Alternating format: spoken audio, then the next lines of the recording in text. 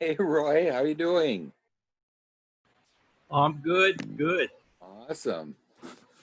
Yeah, um, I've been reading the Black Books. It's pretty interesting. Yeah, Young. thank you for Yeah, that. Yeah, I can actually send you, and I'll just send you because you seem like you really like it.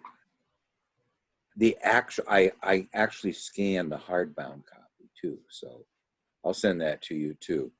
But thank you. um, but I saw some good quotes you put in oh some yeah, of the Facebook sites. yeah, what I'm kind of liking about it is, when Jung quit writing the Red Book when he really discovered alchemy. He says he mentioned to everybody that the Red Book was too asceticized, or it was too aesthetic, you know, and I wasn't sure what he meant by that until you actually read the Black Books, because the Black Books are so honest, so personal. This is him talking his own truth. So there's not one word of falsehood in it. And if there is, like, yeah, I mean, there's one point where he says, he's trying to understand something, and then suddenly in parentheses he puts in, "Shut up, disgust."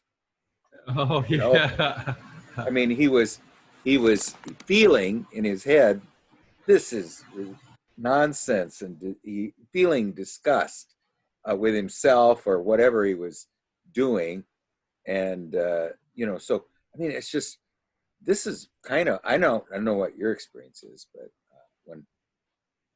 when I do the written, what's going on here, and then answer it, what's going on here, and actually then sometimes I'll write several paragraphs of just kind of a confessional, of what's going on. How can you not be honest in when you're doing all this stuff? And that's what I really find in the Black Books, and I think that's what um, is going to be the great appeal of it. It is so incredibly personal. I mean, there's nothing in it that is aesthetic, is written for aesthetic purposes. But if you read the Red Book and compared with the Black Books, it is written for an audience. He's stylizing it. He's it's there. It doesn't possess, in some parts it does, the honesty that the Black Books. right. Yeah, you got to clean it up like you were turning it into the teacher in Yes, the class. exactly. Right. Yeah, I mean, and that's was because his intention. Well, I mean, look at all the work he went into it. I mean, he spent like 15 years on it. Hi, Kevin. How you doing tonight? Yeah, I'm fine, thanks. It's still morning here, but yeah, it's fine. Oh yeah, It's all right. Mhm. Tonight. Yeah. Okay. Yeah. What time is it there? it's 8 o'clock. 8 o'clock. Okay. Here it 8 o'clock in the morning, and here it is. It's 8 o'clock in the evening in Miami, right? It's 8 o'clock here in the evening. Yeah. So 12 hours difference exactly. Yeah. you're on exactly the other sides of the world. You Yeah, know. when Adelaide goes to Taiwan, it's exactly 12 hours difference. Well, yeah. I mean, if you were to dig a hole from Miami all the way to, you probably come out in either Philippines or Taiwan. Yeah, yeah. So, yeah. What does your wife think of Taiwan? Is she Oh, Chinese or Formosan? uh, her ancestors are Chinese, but she Oh, was born in Taipei. yeah. Okay. Yeah. I mean, it was. Yeah. I don't know. I just always been kind of a big fan of Taiwan. They're kind of a um, with Chiang Kai-shek, and I like Madam Chiang Kai-shek, and Do you know the Taiwanians, the natives, the indigenous peoples, settled the most southernmost islands off Australia below Borneo? oh really? Are Yes, they they did. They Are traced they them with DNA. are they But they, considered Orientals, the Formosans? Or I mean, are they um, more related to some other probably Australia, Borneo. Yeah, Australoid?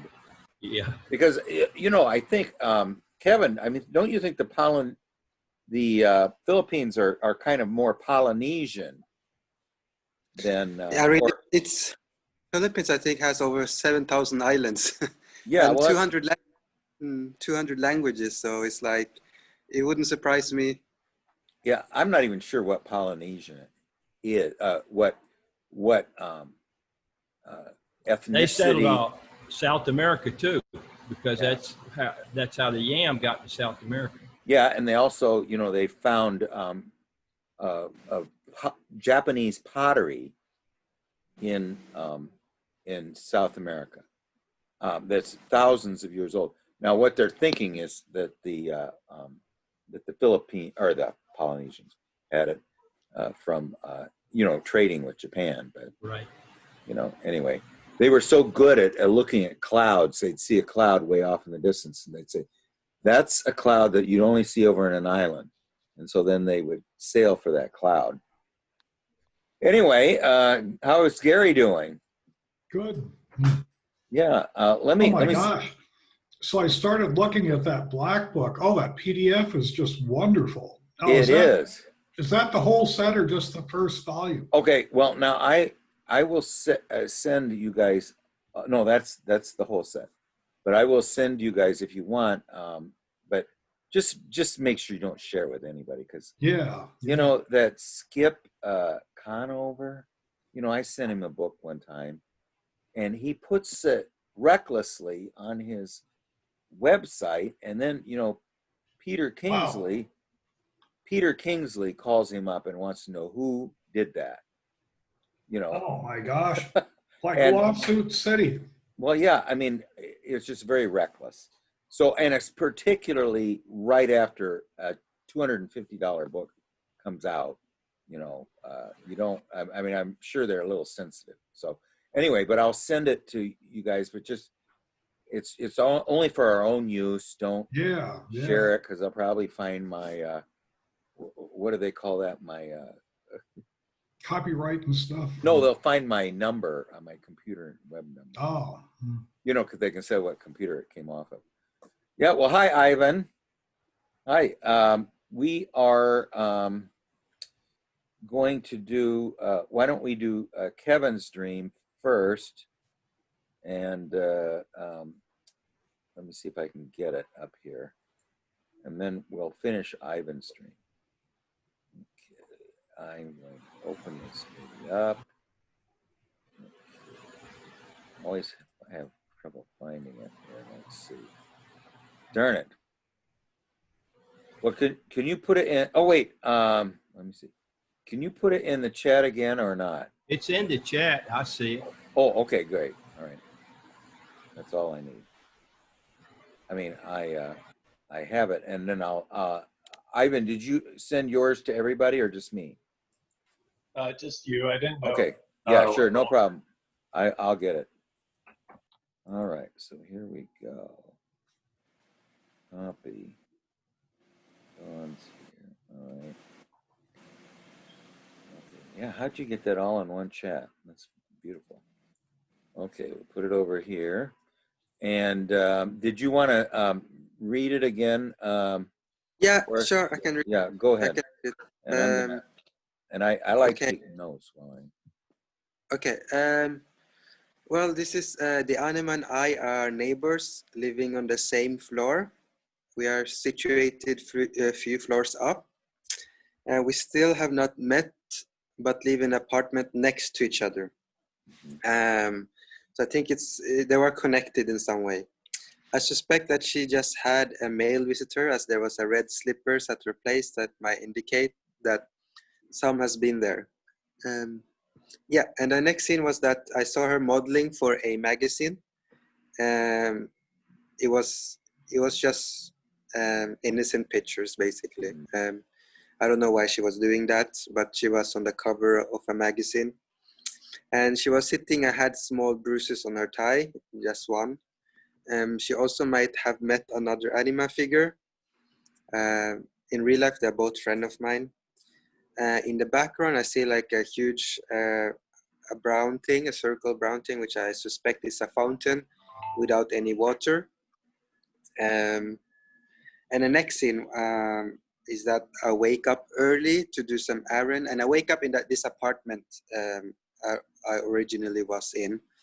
And something had happened, and we were like many people, and we were supposed to wait at this place. In this place, it's like a square room,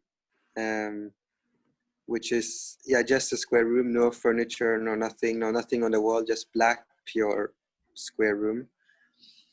And so I was thinking like, okay, we're gonna wait here, and so I suspected something dodgy because that it makes sense, even though the room looked beautiful. And this guy told me to, go near the wall. And at the point I do that, I realized the wall, like it's like a glitches of this simulation wall, and I realized this is not really the room what is portrayed to be. So I'm trying to find a way, like how can I look beyond this? So I go up on the roof. I find an opening or ceiling, and when I open the ceiling, I see like behind this everything is like a big lab and full of equipment, and there was no one there. I don't know if they had break or something. I probably saw one person, I think, in his lab suit a bit far away. And so I felt like now they're into us, and this black cube, like door opening comes, and they are all coming towards us. The people with suit, with like a gear and so on, so you can't see their faces. And so people were thinking like, okay, this is like the opening. So people like went towards them, and there was like a fight. And and I woke up. Okay, great. Well, let's follow this. It was interesting. I mean, I always find this interesting. And hi, Dawn. Oh, Charles is here. Sorry. I wish I could, maybe you can figure it out, Gary, how to just let people come in. Oh, Well, if you give me the dreams, what we can do, yes, we can do it in the Google document, and then just do it off of headers for each person's dream, and then a subheader for each different one. I mean, well, yeah, be because real easy. I think it would be so fun to do what Adler does, is the dream ego. Here's what the dream ego says about you here. Here's what it says about you here. And pretty soon you get a picture of what the dream ego thinks of you. I mean, the psyche, how it perceives the willful ego, and it's just interesting. Okay, well, let's start out. Hi, Charles. Hey, how's it going? Yeah, super unbelievable. And Dawn, too. I'm going to put this in the chat again for anybody who wasn't here when it first went in. But this is the dream we're discussing. All right, person tells me to go to the wall, and I ran out of space at the same time. Okay. Yeah, I love this at the start of this dream, and as soon as I get this. But now here, there's so many things here you can see already. But it was like in the case of Roy's dream. At first, it's just sort of baffling, but as we went through it, it starts. What was disconnected before, everything leads into something else. Okay. Now, what the black cube? Can you describe the black cube? It's the squared room, right? Yeah. Yeah. And you're escaping. Yeah. Okay. And this was. Go ahead. Yeah, it's just the wall is like a black tiles wall or square room, like no windows, no furniture, no doors, which is I was inside this black cube, like just a square room with like a black tiles running around, like almost shiny, but not shiny. But like, yeah, you can say, yeah, like tiles. Reminds me of you know, there was a dream right after Young died that everybody's at this party and everybody are wearing suits that are green on the front and black on the back. And then Young is there, and this woman knows he's just died. He there's a black wall there, okay, and he walks up to the black wall and just merges into it. You know, I mean, and so then they don't see him anymore, and that's what Marie-Louise von Franz said. He just you know, sunk into the black hole. So anyway, it's just, we want to kind of keep in mind what the blackness represents. Okay, now the anima and I are living on the same floor, and we are situated a few floors up. Now, so you are at the same level, but it's slightly up in the thinking function, I think, you know, and I mean, because you're a thinking function person, so it seems to be that you live in the thinking function. The anima is there, but you never see her. You haven't met her. So it's one of these dreams where there is a neighbor that we've never met. You know, there's a owner of a house that we've never met. There's a landlord who we don't know or know the name of. So I think the thing is, this is the feeling function and the thinking function are living on the same floor, but they never meet each other. So, I mean, they're both kind of rational functions. You know, they're the ones that are more under the control of ego, where sensation and intuition are totally just happen to us. There's nothing we can do about intuition or sensation. It just happens to you, you know. Where thinking and feeling is really more of has something to do with consciousness, you know. Okay, but you haven't. You still haven't met the this mysterious feminine presence. Now, you suspect that she had a male visitor, as there were red slippers at her place that might indicate that someone has been there. Now, why would you think that a male person would wear red slippers? Yeah, my grandfather, he cheated on my grandmother once, and he came home with red slippers because he took the wrong slippers. Okay, all right. Well, we know all about that. And that's what it tells us. These are the slippers of a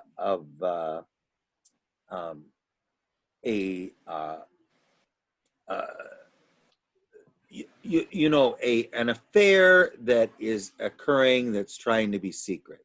So I mean, that would be what the red slippers have to do with. And I think that's the reason it's secret. That's the shadow. Those are the shadow slippers. It's not his slippers. They probably belong to someone else. But yeah, it's that your grandpa's stories. Don't you think that's related to the fact that they're red slippers? Yeah, I think so. Yeah, I think absolutely. Okay, now the anima is been modeling for a magazine, and she was sitting and had a small bruise on her thighs. Now, how did you know this? Did you just see the pictures? Yeah, I saw her. She was sitting on this big, I think, like a wooden trunk, and she was sitting on it sideways. So she had a wooden trunk. Now, where did you see her? Did you I see a saw her. picture? Or? No, I saw her from I wasn't standing from you have two perspectives in dreams. You have one perspective as I saw her from the above perspective, like you see everything. So it wasn't the dream ego. You're just suddenly, no, it wasn't. Yeah. So this is just an independent knowledge that's not related to the ego. So the ego does not have access to this knowledge, really. It's just um, uh, the dream, let's say you in the dream. Is that what you're saying? Yeah. Okay. You in the dream have not seen her, but you know what she's doing on another level. That Yes, that's correct. Yes. So she's modeling for a magazine. So she is, as uh, as Jung says about the anima, when someone asks him, why is it that there are so many movies, so many books about the anima and none about the animus? And he said, this is just off the cuff too. This is so beautiful. He says, the anima very much enjoys sitting for her portrait. He says, but the animus is a clever fox. He covers his tracks with his tail.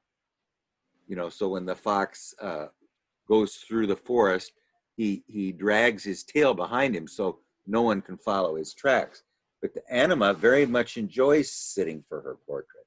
So she's been modeling for a magazine. Was sitting on a wooden box. So that has something to do with, you know, I'm thinking of Pandora's box, really. Wooden tree trunk. Sorry. Oh, you mean a tree stump? Trunk. Is it a stump?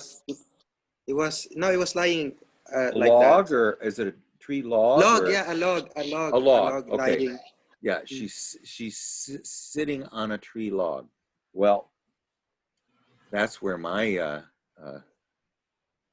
you know, I've actually finally figured out that this woodpecker mother who sits on logs all the time is actually a woodpecker that turned into a woman. So she's so she's sitting on the rooted thing, you know, the anima who very much enjoys sitting for a portrait. She comes from the realm of images. She's the source of all the images because she's the personification of the unconscious, you know, that's her role as the bridge. You know, there is this unconscious which we have no way of getting to, but the way that we get to it, it's personified as the anima.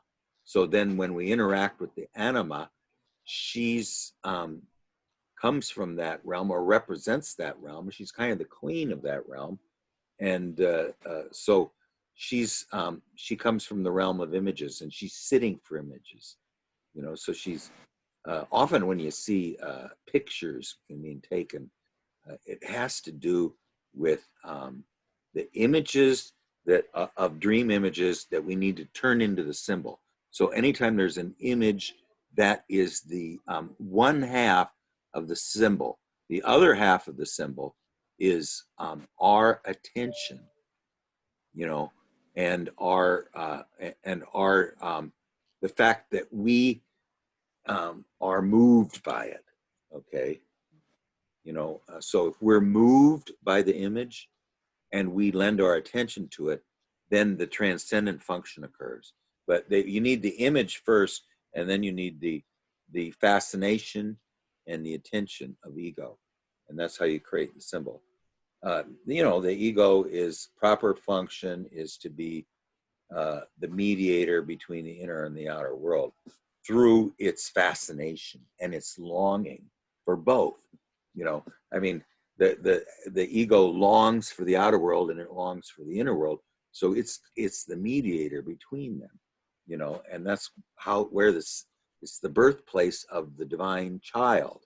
And the divine child is the part of the ego that comes about because it's always got to be brand new. It can never be what has become. It always has to be what's becoming, because what's becoming, there is nothing you can say about it. There's no words for it. You know, once it's become, then you can kind of kill it with words. So the newness has to do with the divine child.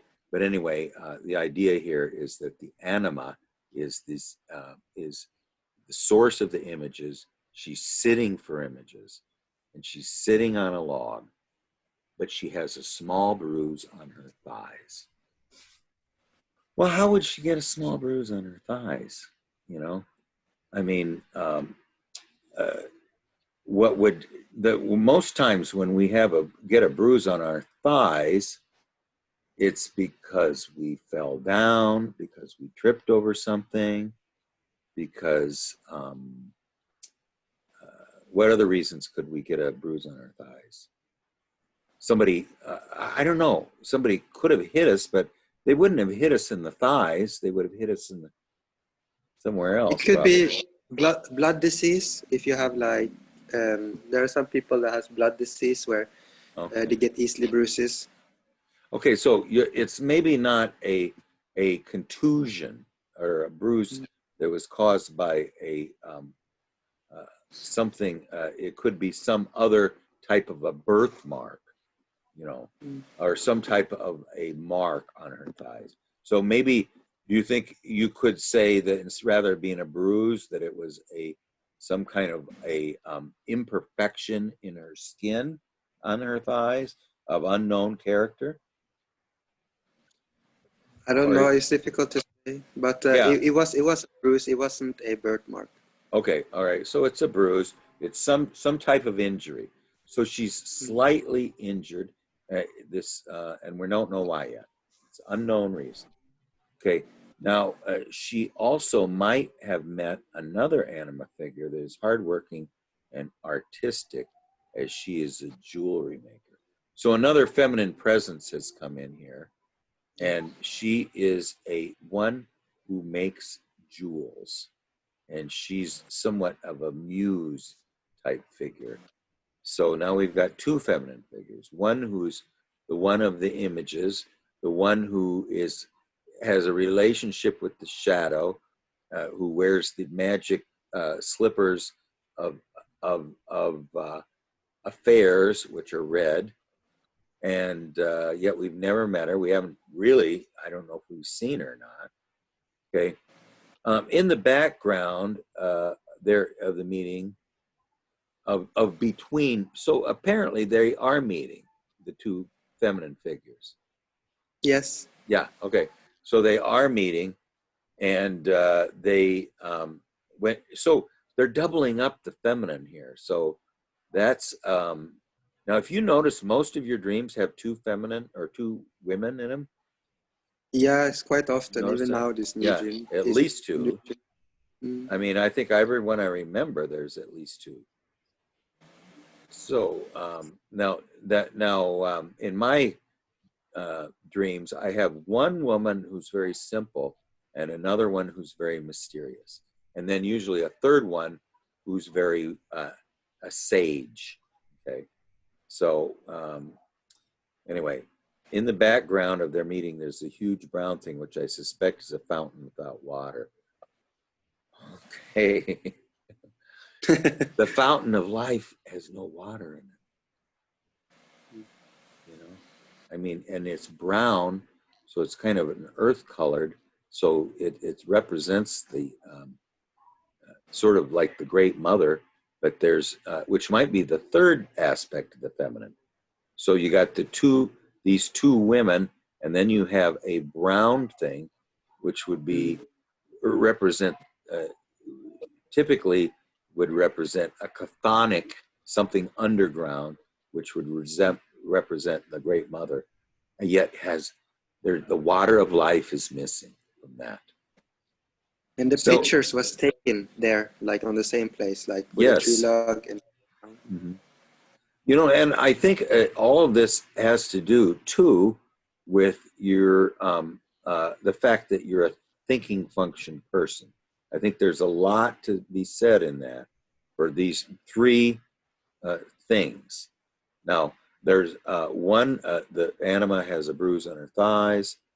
The other one seems to be a fairly important feminine figure. And then the third one is very elemental. She just represents the earth. and yet also a fountain, but without water. It's desiccated, it's dry, you know.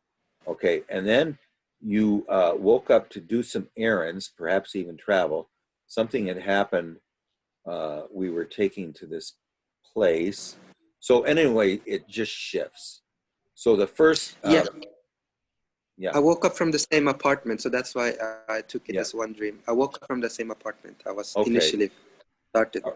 All right. Well, this first section of the dream seems to be a comment. It's got 4 figures in it. 1 very elemental, 2 feminine. The shadow is implied, and you're living in a flat that's a few floors up, so it's removed from the earth. So it seems to represent a thinking function, and yet you've never met the feminine. So there's this idea of the absent owner. Well, here it's the absent feminine neighbor. Okay, so now we're going to shift to another aspect of the dream, which may or may not be related to the first. You woke up early to do some errands, perhaps even travel. Something had happened, and we were taken to a squared room. Everyone was taken. Is that right? Is that what you meant? Yeah. Yeah. Everyone is taken to a squared room that is pure black and beautiful, with plain walls and no furniture, and we were to wait in this place. Just a second. Need it dry for some reason. Okay. Someone tells me, or even I notice, that there is something not right.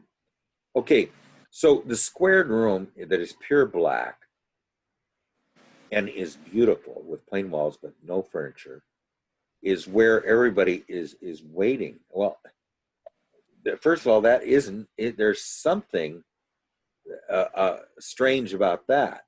Everyone is waiting in a room with black walls. That's almost like waiting in a room that is mirrors on all 4 sides. You know, have you ever been in a room that's mirrors, and ceiling, floor, and the 4 walls? Pretty weird, you know. But a room that's pure black. So, are the floors and is ceiling black too, or just the walls? Yeah. Everything. Yeah, so it's almost a place of, you'd have to say that it's a very undifferentiated place.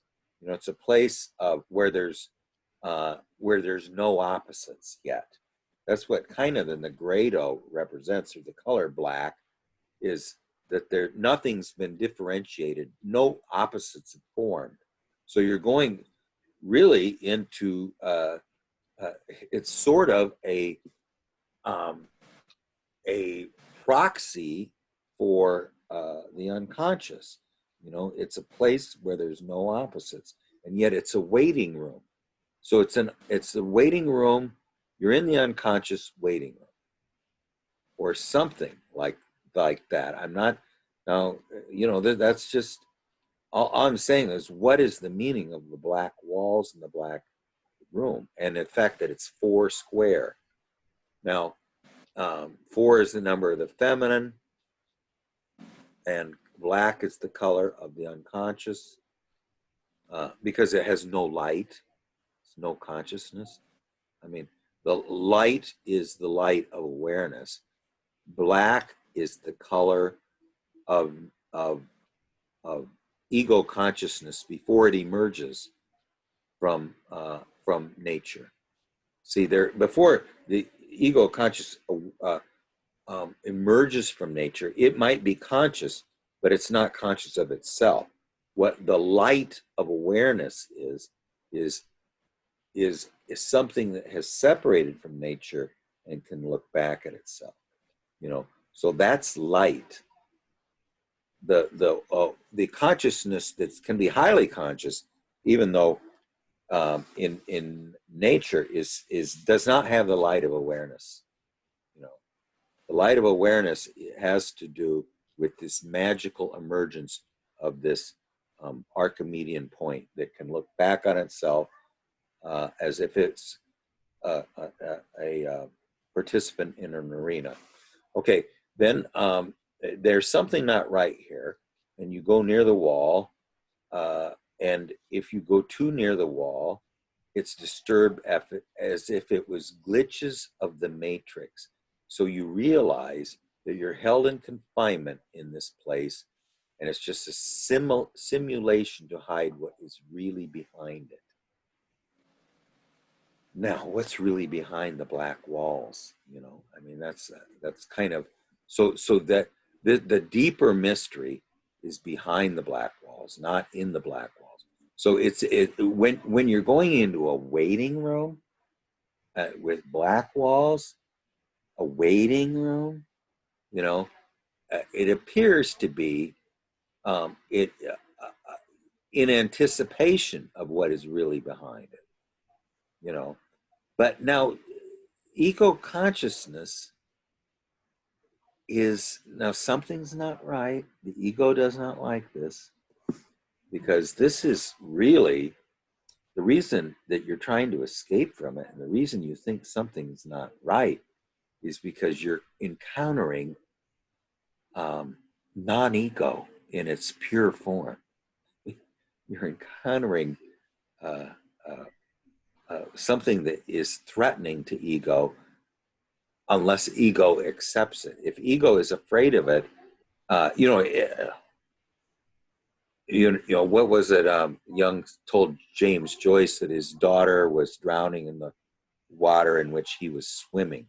So this black wall and the thing that that's really behind it can either be the saving thing, or it can be the annihilator of ego. And that would be the reason it would be the annihilator of ego, is because ego is not giving up its willful position. It's not assuming its proper function as the mediator between the black cube and what really lies behind it and the outer world.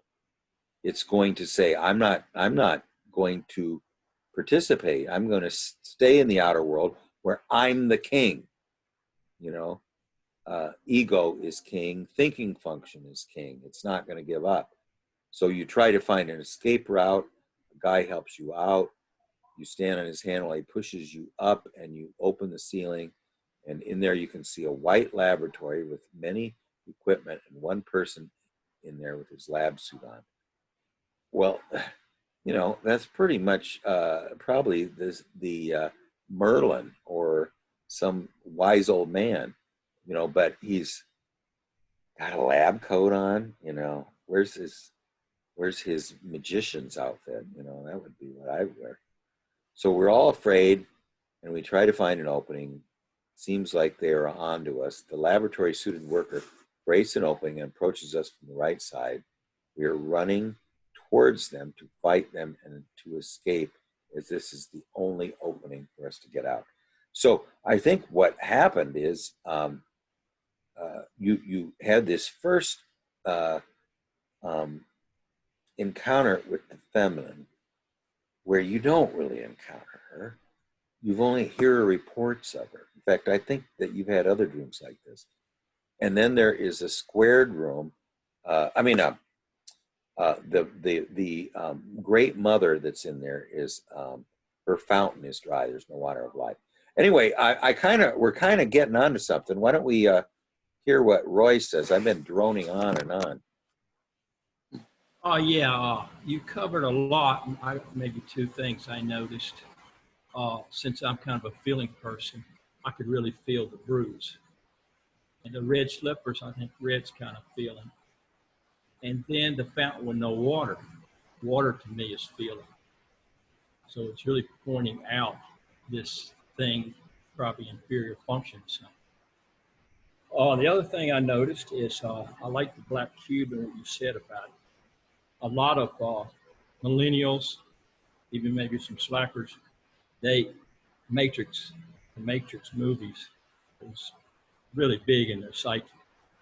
And from this cube, I think you could go anywhere It's like the unconscious.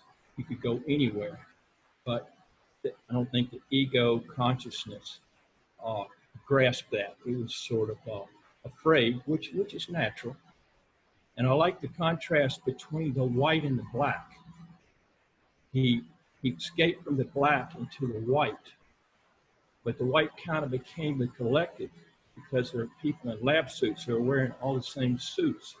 Lots of them like the collective, and your people are scared of the collective too. So he's kind of in a dilemma, and probably in fear of function will get him out of it. And I think that to me is what the dream's telling him.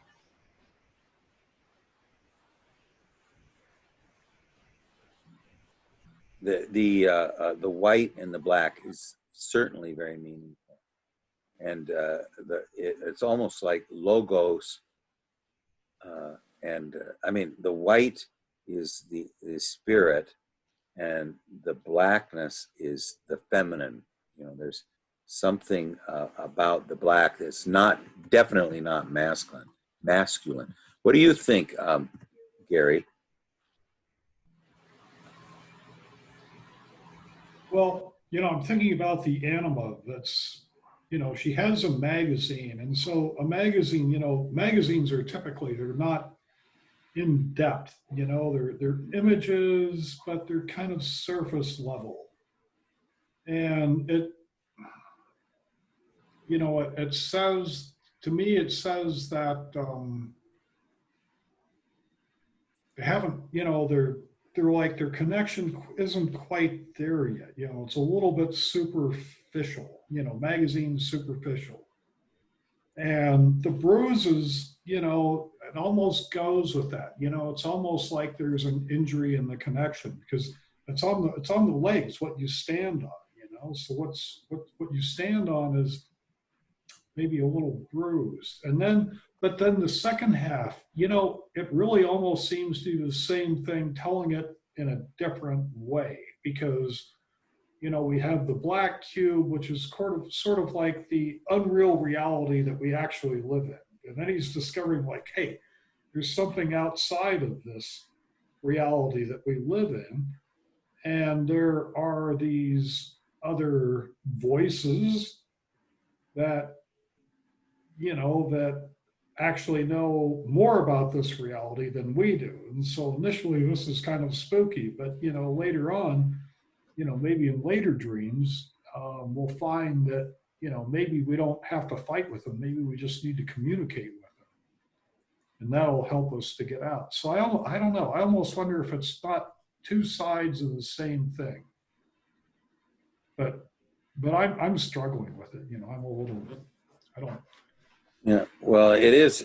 I think we're really hitting on something. I like what Roy said too about the that everything in the water, the bruises, and the image. I mean, it really is a contrast in the polarity between the feminine and the masculine.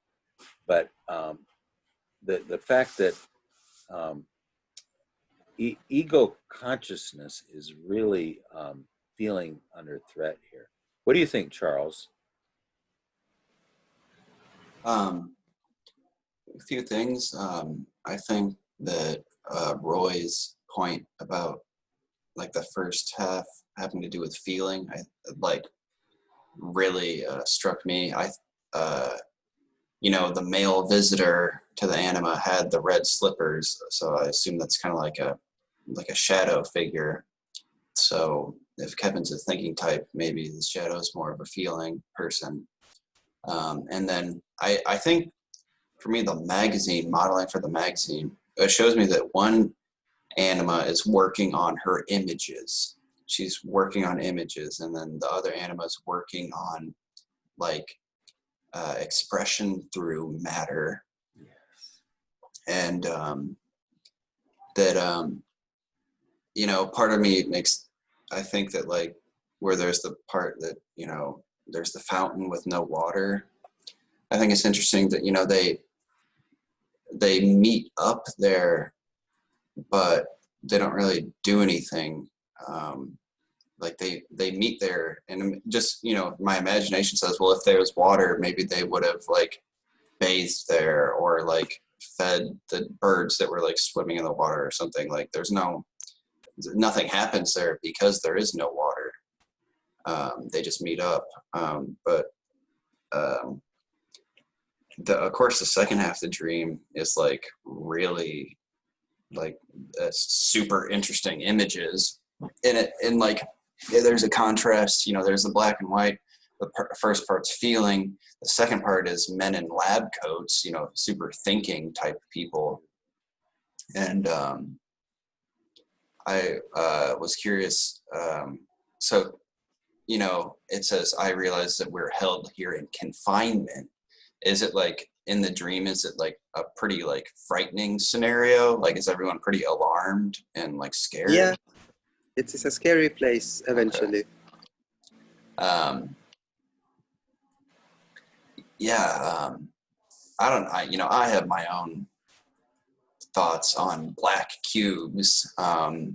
There's the whole black cube in Mecca that everyone turns around or walks around.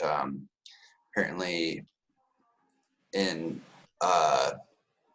obscure Kabbalah areas, black cubes are linked with divination and Saturn and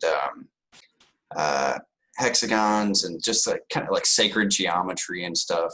So to me, the black cube is almost like a like geometrical symbol of like the structure of like physical reality. I don't know, maybe it makes me think that like everything behind this physical reality, like behind the door, it's just a bunch of, it almost makes me think of like someone's over rational, super thinking, like existential terror, that like all this reality, all it is just a bunch of numbers and geometry, and it's just a big science experiment or something, instead of like someone that would have more, you know, feeling about it and or intuition about it, and to not view reality and existence and consciousness as something so rational. I have a friend who, he's super rational, and I wouldn't say materialistic, but it's very thinking oriented, and I can tell he just doesn't have like reality kind of scares him to a degree, because it's like he doesn't have like a living, it's like his heart doesn't have a relationship with like physical reality. He doesn't feel about matter and the universe and stuff. It's all thinking, and it adds a little bit of existential kind of fright to him. And I don't know, that's what I got from it. Yeah, well, I mean, we're really starting to get too close here. Okay, the first part of the dream has the two feminine women, and I love the way you described the second one. You know, could you describe that one more time, Charles, what you said about her? The second one? About the woman? The second woman? Oh, yeah, that she's working on a expression through matter. Yes, expression through matter. So she's she is a creator of the inner jewel. She's a creator of the jewel of great price, or the treasure of great price. Okay, she's the medium of expression for the treasure hard to attain within. So really, it's she's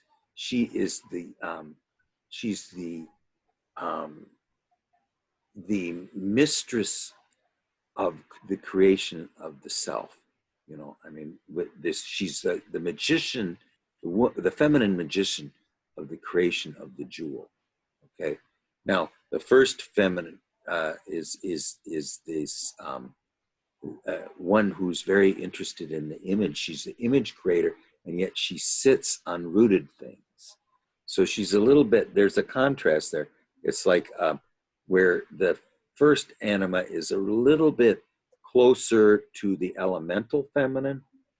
The second anima is all about transformation. And then you've got the great mother in the center with no water of life. And so there's a lot of things wrong with this that aren't right.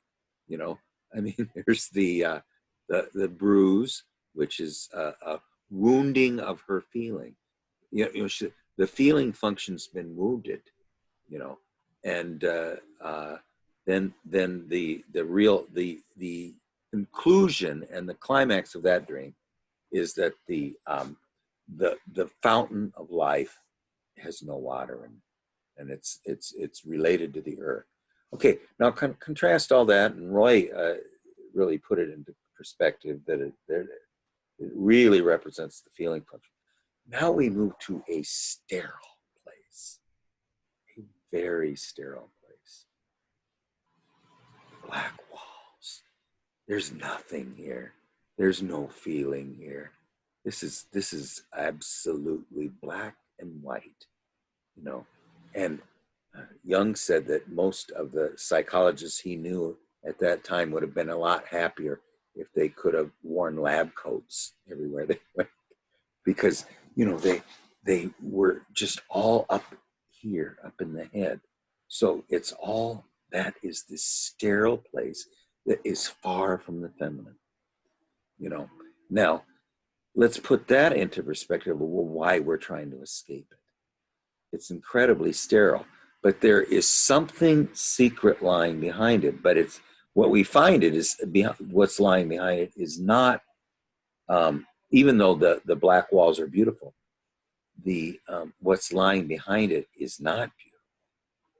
It is absolutely, totally non-human, totally to do with just there's no feeling function there with all. There's no humanity.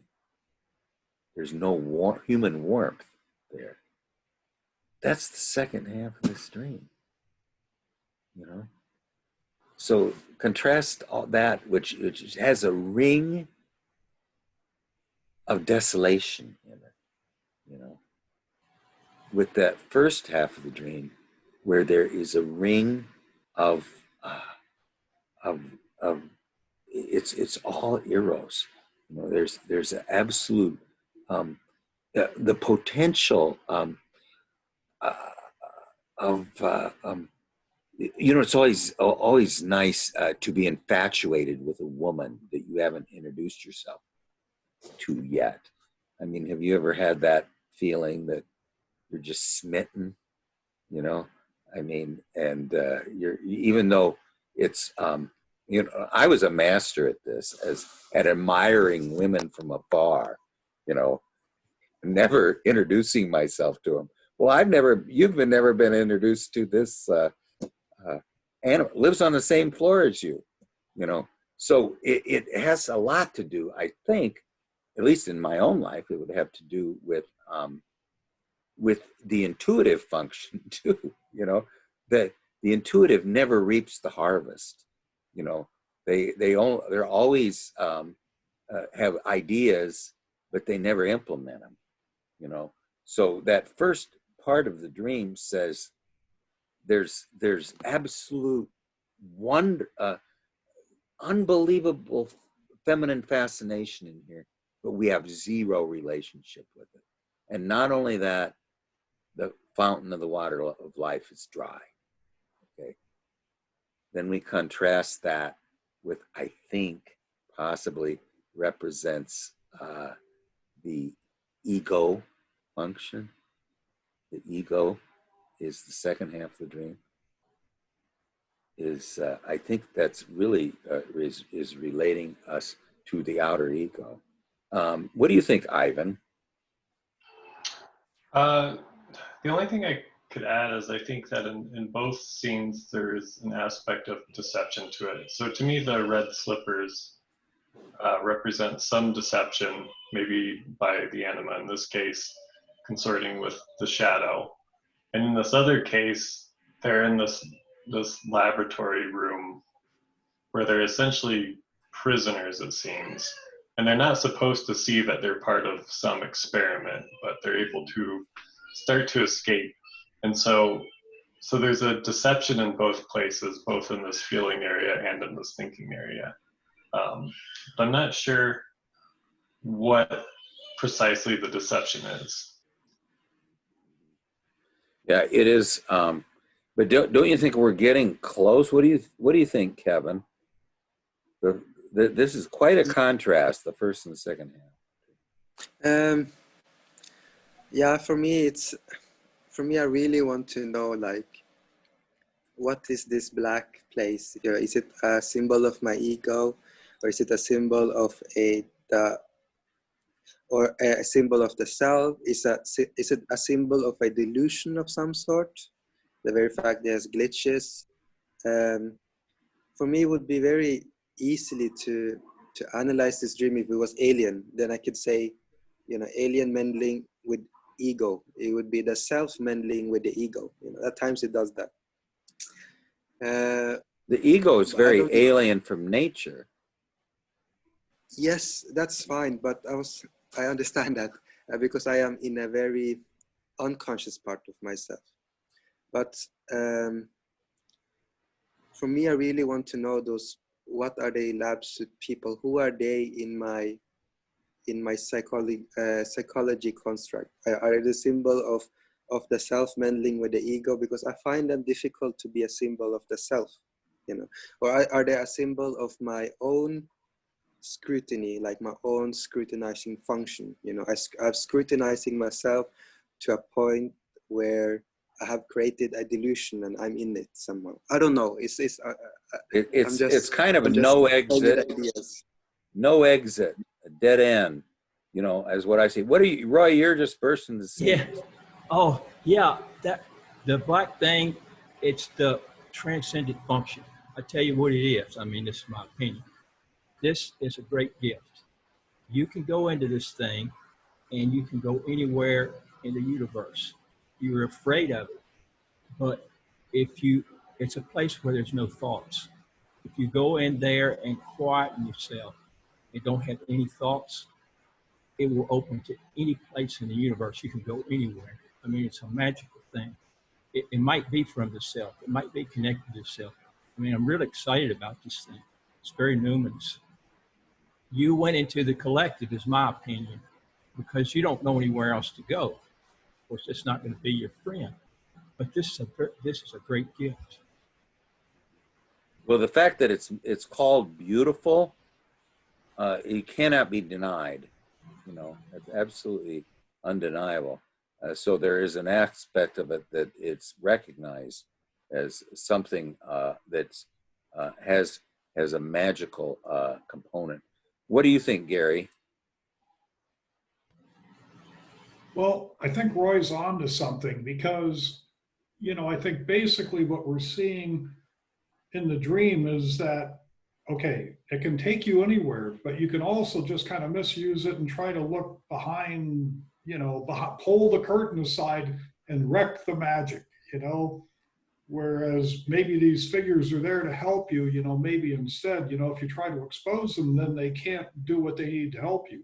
And it's almost the same thing with the anima. The anima's there and, they're available to connect, but that connection just doesn't happen. I think, was it Charles that mentioned or maybe it was you that mentioned that fountain with the water of life. It's like, it's there, but the connection isn't made. So it's like, incredible possibilities and maybe just a different attitude or action is necessary. Yeah, it is. Where the mystery is deepening. Now, Charles, do you have anything about this dream that from what they've been saying? No, I mean, I think I don't really have anything too much to add other than I wanted to ask Kevin, when you were confronted with the lab scientists, did they seem malevolent? Did they seem really I don't know, did they seem like evil or anything, or neutral, or? It's difficult to say. They were wearing masks, like masks for laboratory work. And what I felt is being examined. Like, you're in a place, you're being examined. Like, I don't know if you have seen this image roaming around online, where there was this place in Germany, and there was one guy that videotaped the whole thing, and it was just full of monkey, just stuck into a place where they're being examined and scrutinized. And it's a very scary place. It's a very scary place to see that. It's like you say, unhumanly. It's how can human do that to a the way it is done, and it's just unhumanly. And this cube was the behind scene that for me was like, you have the glitches, so it's something that is just an illusion of some sort. That's for me. But behind them, there's something that scrutinizes me. For me, that's very important, because who are they? Like I said, are they a symbol of an aspect of the self, or are they a symbol? If they are not, then they must be an aspect of myself. But the situation with this symbol of wholeness, like you said, in Kaaba, there is this symbol of wholeness, the four corners, sort of. So my feeling there, it's we had to wait. We had to wait for them. But because my shadow found these glitches, that something is something is not right, and this is really not four walls. It's just created four walls to delusion us for what is really happening on the background, which is somewhat an examination of some sort. Well, if that's true, there's something false about it, and that's the wholeness in the ego is fool's gold. It's not alchemical gold. So, but you could either go Roy's route, or you could go the other route, that this is all phony and fake. It's a facade, So it could be either one. Ivan, what do you think? And we'll try to sum it up.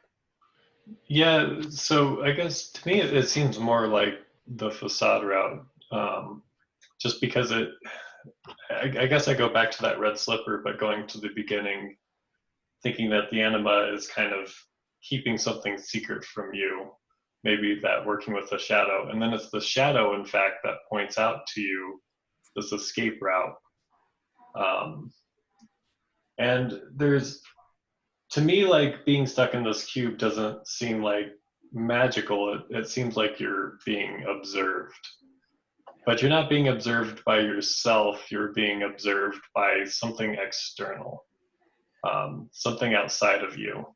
And the first part of the dream makes me think that these other parts of you in the second part are not necessarily to be trusted. They seem to also be concerned, but they're also kind of giving you the hints that you find along the way. So I don't know what to make of that. I guess I'm kind of feeling this is maybe a little different than everyone else. Everyone is there. Go ahead. I just felt there's something to what Ivan says, and the red slippers. It could also be, there is no place like home. I remember in this place where I was in the dream, it was where I lived before, not only on the few floors up. It wasn't where we actually lived, but it was in the same apartment complex as I lived before. Only this time is few feet up. And so I don't know. I think Ivan is also into something there. Yeah.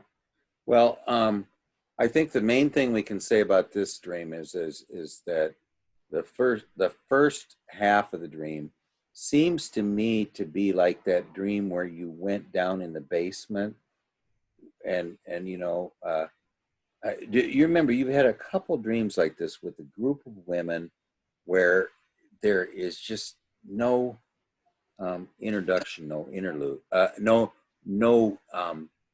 there is the capability of union, but it doesn't happen. Yeah. I could say I had 3 dreams almost in a row, 3, 4 dreams in which I am held in this building which I'm not supposed to go out, and I try to find a way out. And my previous dream was 3 shadow figure, really, really trickstery figure holding me inside, sort of. It was the first, and this was also second. And it was a third one. It was like a big hotel, like a really big hotel. There was like this was a weird dream because there magical thing happened, like an anima figure with horns going into a wall, and something like that. And so it's like 3 of them now where I'm being held in confinement, which I am not supposed to get out, but I always try to find to go out from this place.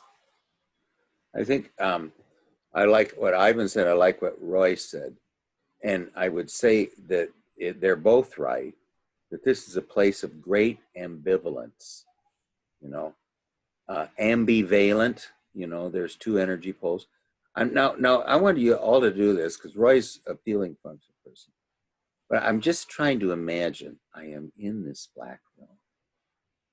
It is absolutely magical place. But then we see an aspect of it that it's not real. It's not what we thought before. And now add that to that first feeling that you're in this, you're in a completely black room. There's a lot of people in there. That first feeling is just one of complete wonder. This is such an unusual thing. But then when it, there is something that shows that this is a projection, it changes the thing completely. You know, I mean, it's actually, if you're equating it with the Matrix, what happened with when they see the cat walk across the room and then boom, it comes, you know, there's a glitch in the Matrix, you know, and so the fact that it's just all projected virtual reality, not real reality, is exposed, okay?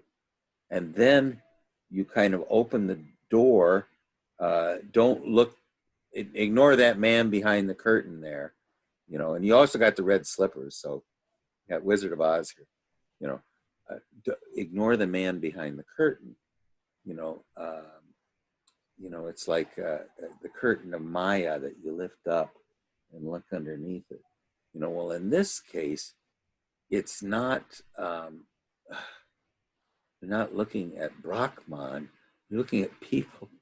You're not looking at Vishnu sleeping on the cosmic serpent. Now that's what you should see when you lift the curtain, you know, of the black cube. You should see Vishnu sleeping on the cosmic serpent.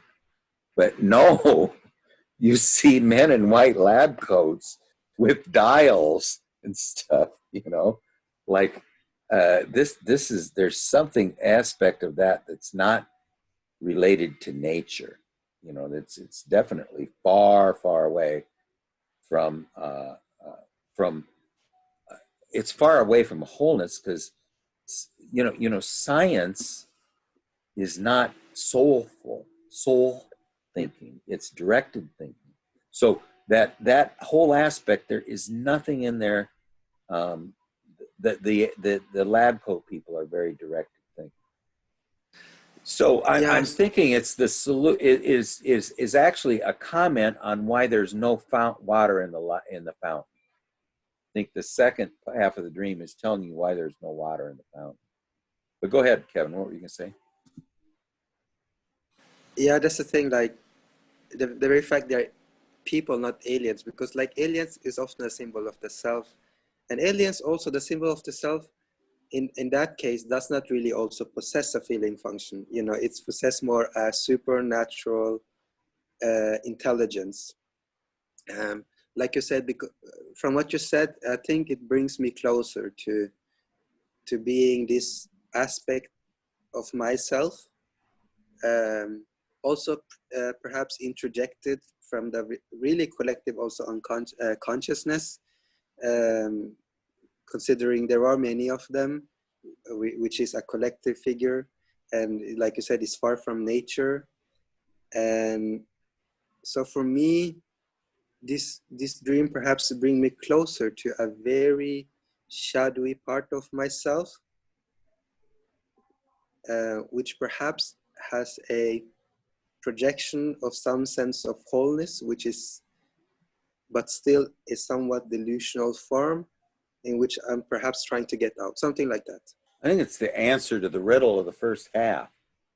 There's a riddle in the first half, and the second half of the dream is explaining why you've got actually almost a pretty good quaternity there. Yourself and these two very numinous, fascinating women, and yet then you've got the fountain with no water in it, you know, which is, to me, it just throws the whole quaternity completely out of balance, you know. And so, no, this is not going to work. Why is this so out of balance? Well, listen to this, you know, the second half of the dream. This is why it's so out of balance. You know, because we're out of balance. You know, I mean, I think that the aspect of I think, let me just ask you this. Let's say if I told you to do what Robert Johnson told the Benedictine monk. Okay, Kevin, I want you to go out and look at the bark of 10 trees. I can't concentrate for 10 seconds. Like, Yeah. I would see, yeah, it's so difficult for me to do that. Well, I mean, yeah, go look at the bark of 10 trees. That's the answer to your dream. I mean, you know, I mean, I think that's the answer to the first half of the dream is that we need to be woken to the, let me just put it this way, is this is a problem I think everybody here, probably Roy has, is we are too one-sided on the verbal side, on the clarifying side. What we need to awaken and strengthen and flesh out is the feeling function side and the wordless aspect. Now, the first half of that dream is totally wordless. You know, there's no words there.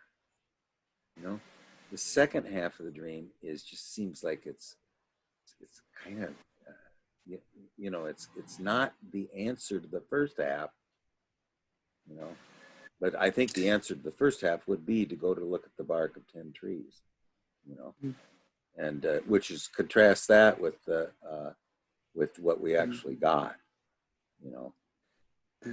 I don't know. I mean, I'm just saying that I think that what the second half of the dream, now, Roy, I know that you probably have a different take. Why don't you tell your take, and then we'll try to get to Ivan's dream, and Charles, we definitely want to get to your dream. I don't know if we're going to do it, but at the end we want to just start on it, okay? Because we just finished up Ivan's dream. But Roy, do you have any final thoughts, or Gary? Yeah, I have a different take. And anyway, I'm not trading my weather vane for the black cube. No. I'm telling you, feelings, look at the feelings in here. A bruise, pain, red slippers, betrayal, in the cube, paranoia.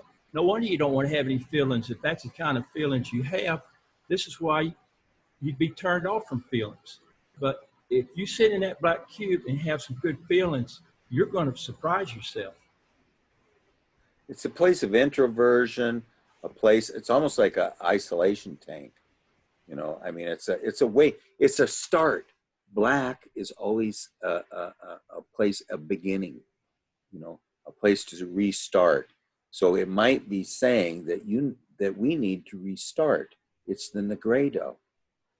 That this is the beginning of the work. I mean, that could also be what it's saying, which is more in line with what you're saying, Roy. That this is the place at the beginning. But anyway, Kevin, we're all on your side, so. Yeah, But, I mean, thank you you. know, my dreams are. my dreams would be just as horrible, you know.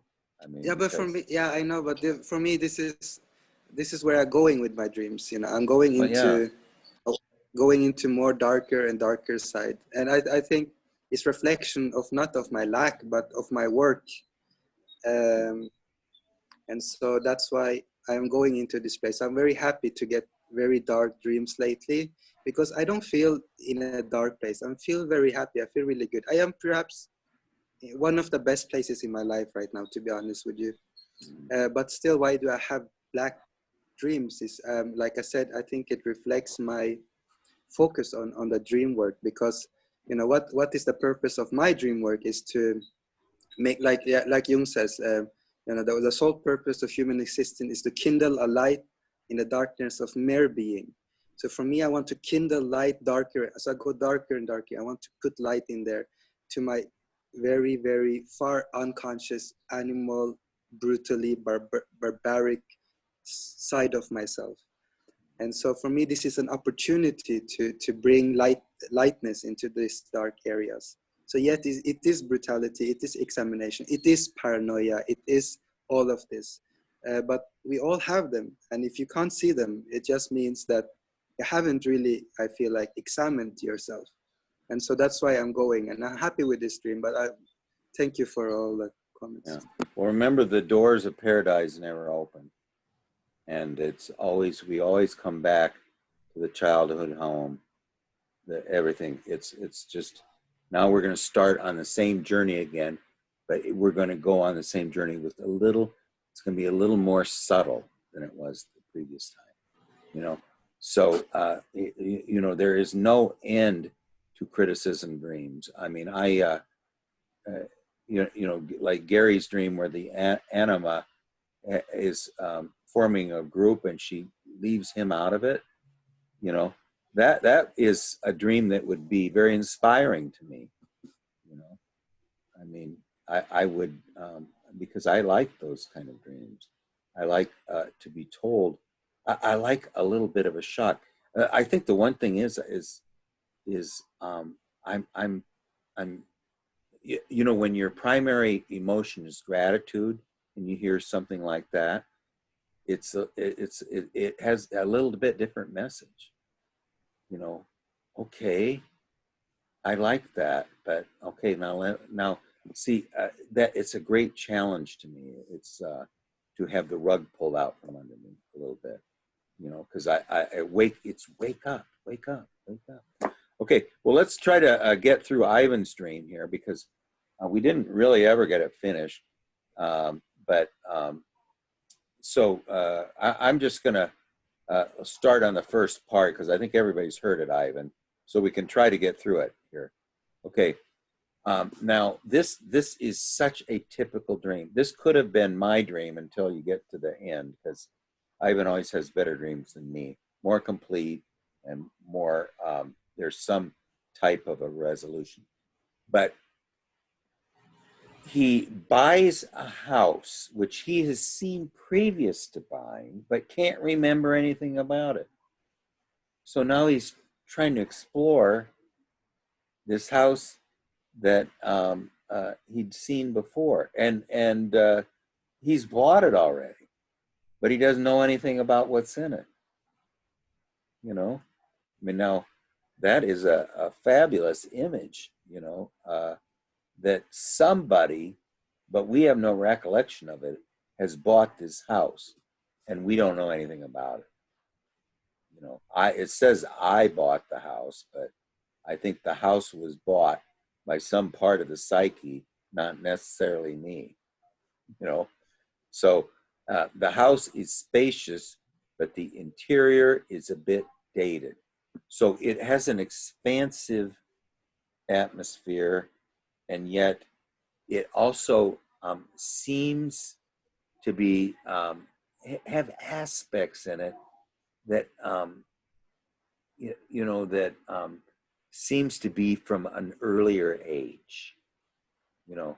So there's aspects in it that are somewhat ancestral, you know, or at least they have implications of an earlier age in it. So possibly somebody who's been there, done that, you know, and might be able to help us a little bit. But right now, I would say if I went into a house a bit dated, that means I have to update it. This is going to cost money, you know, and that would be my first thinking if I saw like, you know, an orange shag carpet in the living room. You know, I mean, this is going to be very expensive to fix. So now you go into the master bedroom and it's very long.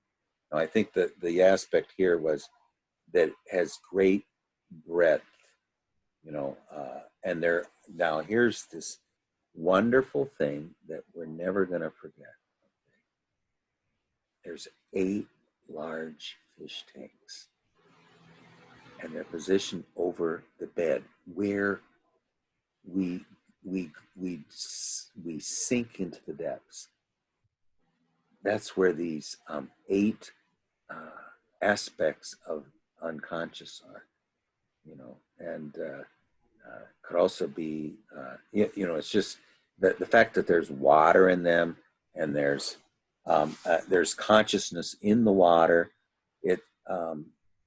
It comes up. Who had the dream about the?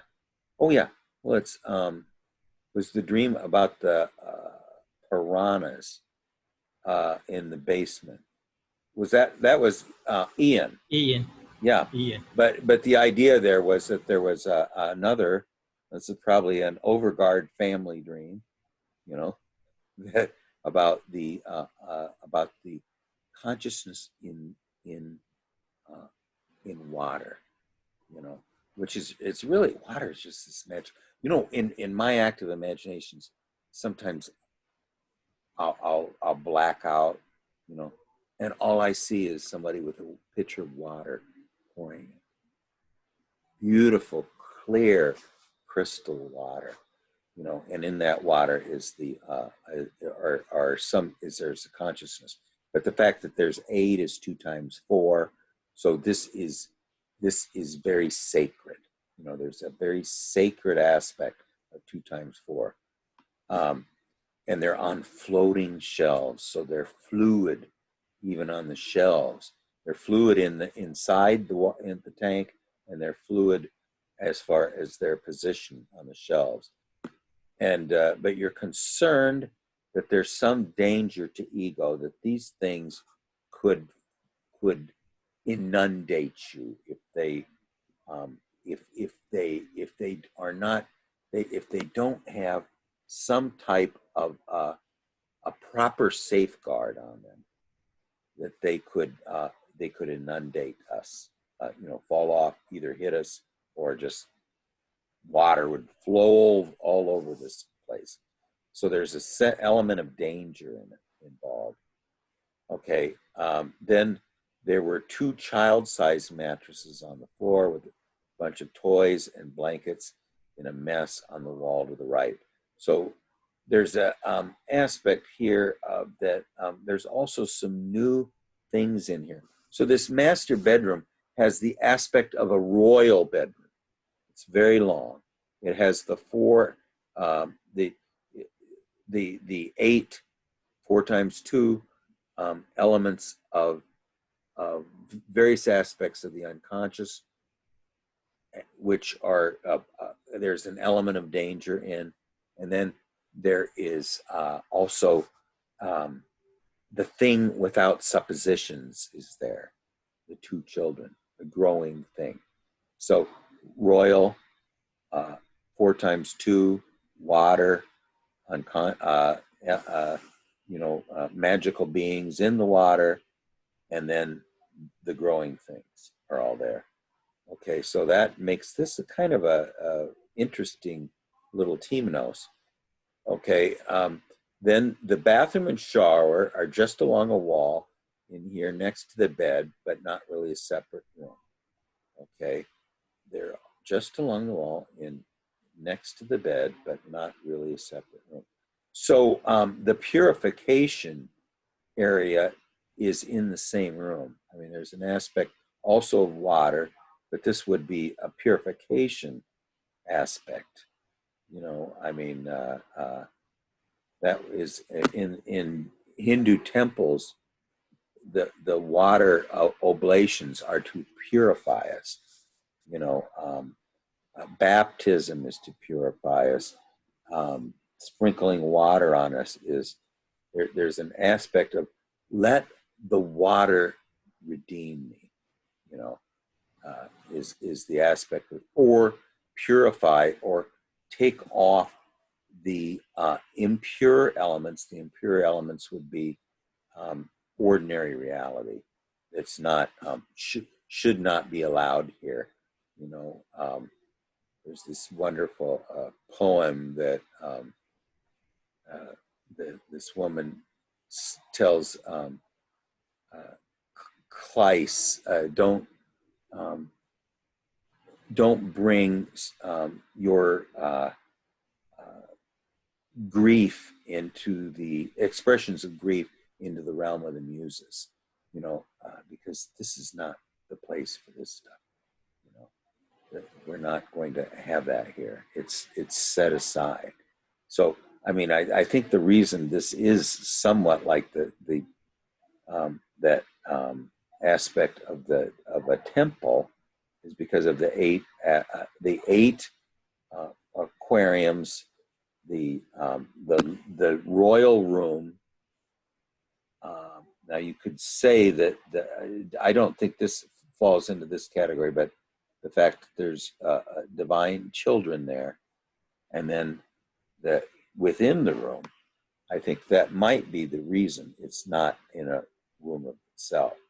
Is that this is a place of this is a temple of the muses. There's an aspect of this. This is not an ordinary bedroom, the master bedroom. Okay. Then so that comes up later when we meet the neighbors, you know, and explains the craziness of them wanting that bedroom, you know. So you enter a hallway on the right to view the other two bedrooms on the same floor. The first one, I enter, two young children who are not your own sleeping, and my entrance wakes them. Okay, this is our house.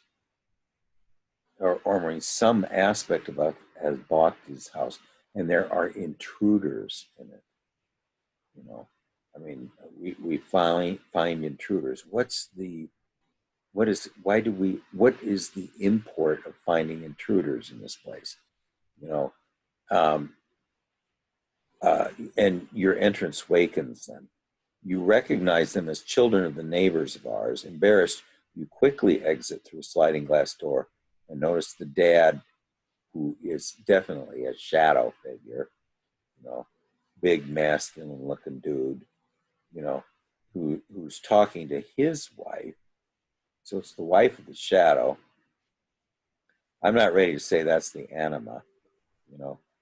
Why didn't we get the master bedroom? Why didn't we get the royal bedroom? Why didn't we get the bedroom with the 8 aquariums in it and this this shower within the bedroom? You know, this place. You know, it just makes it a very special place. Why didn't the intruders get it? How does that make any sense? The intruder feels they're entitled to the royal bedroom. Okay. Well, they're not entitled to it, but they think they're entitled to it. Why do they think first of all, why are they here? And secondly, that's unbelievably presumptuous of them. You know, then you're feeling a bit alarmed about having strangers as roommates, and that this house, while spacious, might be a downgrade from where you live. Well, yeah, I mean, if there's going to be intruders in it, and so it's not it's not a quiet realm of the self. There's just too much noise here, and there's too much. There's some aspect here that's a very troubling aspect of something wrong. Okay, then now there comes the deal with the 3 stairs. I continue exploring, hoping I'll find more space in this house away from everyone else. So you're trying to escape within the house from these intruders. Okay, well, you know what I think the intruders are is the shadow is an intruder. The shadow and his family are two making, the shadow and their family are making too big of a noise in this place. And so we're not assimilating the shadow very well, and it's going to create a disturbance here. Why don't we just pause and hear everybody say about anything, because it's a fairly long dream. Roy, what do you have to say about this, the dream thus far? Yeah, we didn't talk about it, but something that occurred to me that was very interesting. First, I'd like to add that Ivan is very talented at exploring the psyche. And to me, this is an exploration of his psyche. And one of my favorite comic strips is Calvin and Hobbes, because to me, it's an exploration of the psyche. That's what he does with all his imagination. Other commercial comics and stuff don't do that. It's very unique there. And I think Ivan's very talented there.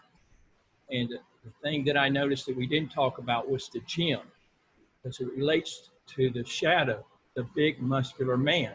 A gym is a place where you build muscles, and Ivan was interested in that room. Yeah. Okay. Gary, do you have anything to say? We only got about 8 or 9 minutes left. Yeah, I mean, to me, it's like this, this house seems much larger than the other places he's been in. Plus, it has, it has the shadow aspects and these other beings, which maybe he will make, better friends with in the future. But, the really interesting part, I think, is the new depth that's available by by these, like these Escher-like staircases that, kind of swing into place and now allow access to to the lower levels, which is kind of like the unconscious, the subconscious. So, but, the meaning of this, I have no idea. Well, I think we're going to get into that in the second part. And what we'll do next time is we'll just finish this, and then Charles, you be on deck with your dream.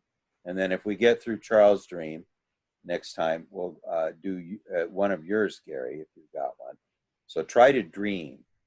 Pray for a dream. Okay.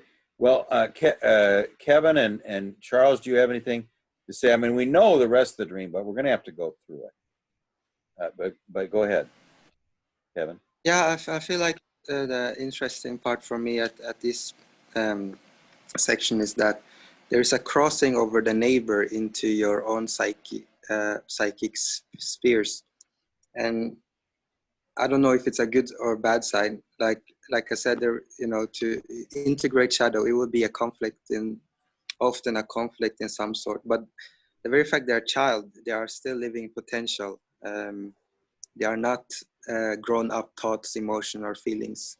So there is a living potential from your neighboring house into your psychic spheres. And so the question is, are they supposed to move out, or are they supposed to perhaps be a part of the family? I think that's the most interesting part. I don't have more comments on that. Okay. We're going to get this figured out, Ivan. I guarantee it. What do you think, Charles?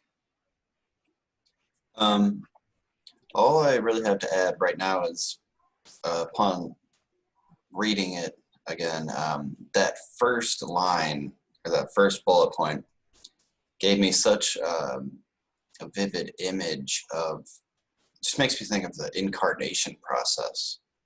I bought a house, now I'm touring it. I've seen it previously to buying, but I can't seem to remember anything about it. Makes me think of a soul looking at potential incarnation from the other side and be like, all right, I'm picking that one. And then in the drink of forgetfulness, or whatever it is that I think Plato, kind of poetically talked about, you kind of I don't know, you forget everything as you're incarnated, essentially. It really gave me some really vivid images that came to mind. And it just, I don't know, to me, the whole dream just describes just, I don't know, I would just want to say becoming alive. It's just a whole description of just life and incarnating and, you know, self-discovery. That's all I can really say for now. Well, it really has a aspect in it that is real. I mean, the fact that there's we don't remember we bought this house, you know. I mean, that has to do with the psyche is where it's non-ego, you know. It's us, but we don't really have access to it. There's that thing that it's accessible to us. It gives us we're the same being, but the ego doesn't really know about this stuff, you know. So that's what I'm saying is very real about it, you know. And then then it kind of describes there is a certain royal room, and then the shadow thinks it should have that royal room, not us. And then we get into the realm of the 3 staircases. We get into the realm of the disorderliness and the gym, and then we get into the tree with bark stripped off on one side. Now we're going to have to get the answer to that one, you know. And then after all of this, someone thinks this house is too small. I don't know. I don't get it. I mean, this is that we were just talking about. It was so big that we couldn't explore it all. So then the shadow, it's still not big enough to contain the psyche, you know. So anyway, do you have any final comments? And Dawn, by the way, we love you, and we're always happy to see you. So just remember, you always have the floor if you ever want to say anything. Ivan, do you have any concluding comments on it? Not that we're just probably the first half and a little bit of the end. Yeah, what everyone said was really interesting. I hadn't thought of the aspect of, I hadn't thought about the gym in relationship to the strong man, but that makes a lot of sense to me. But I also hadn't thought of the idea of this reincarnation aspect to it. But I do know that I have a lot of these dreams where I seemingly have made some major decision or someone has made it for me, and I'm just kind of going along with it, but I have no recollection of that happening. I had a dream just last night, actually. I'm not going to tell the whole dream or anything, but it was that I decided to go back to 2 of my old jobs without quitting my current job. And I realized on the day of I had to go into this new work, but I hadn't quit my current work. And then I thought, well, we're all working from home right now anyways. I bet I can get away with this and just work at all 3. Yeah, I mean, that's now we are going to get at this dream, and I think one of the keys to it is the tree with the bark on only one side. And Kevin, I would like to continue to work on your dream because I don't really feel satisfied with our work on it yet. But and then Charles, as soon as we're done with Ivan's, hopefully it'll take about another 20 minutes. Then we'll work on yours as long as it takes. So, and then Gary, you're up, so you better get a dream going here. I've been sort of short on dreams myself lately. And then it'll be Roy. And Dawn, if you ever have a dream, you're always up for stuff. So just see what happens in the next few days. And sometimes, you mentioned a lot of the dreams with many voices. It'd be interesting just to hear. You don't have to give the whole dream, but can you remember any of the statements of the voices that you had? Because I love hearing statements of the that are voices in dreams. They often say the most amazing things. I know, Ivan, you've had a couple dreams that at the ending statement was just unbelievably profound. You know. So anyway, okay, we'll start next Monday on Ivan's dream. Hopefully about 20 minutes. I'm gonna try to get a little bit better recap of Kevin's, and then Charles and Gary are up. So we'll see you guys either next Sunday or next Monday. So thanks for all you do. Thank you. Okay, see you later. Bye.